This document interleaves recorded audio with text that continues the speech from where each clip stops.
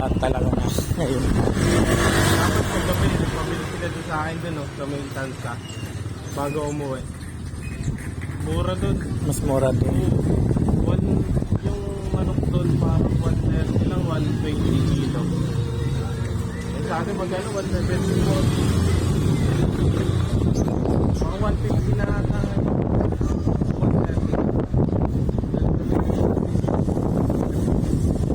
Iba-iba talaga yung ano. Kulay, tsaka fresh yan. Oo. Mainit pa yung manok, mainit yung baboy. Pag na ano mo, hanggang bagong katay.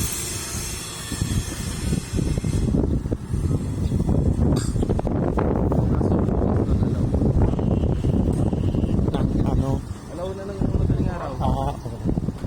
Ilang oras na. O, yan talaga yung ano. Siguro doon talaga bumibili yung mga nagtitinda din. Parang bagsakan siya ng mga Oo. hindi sila nag-ano, laging ubos yun.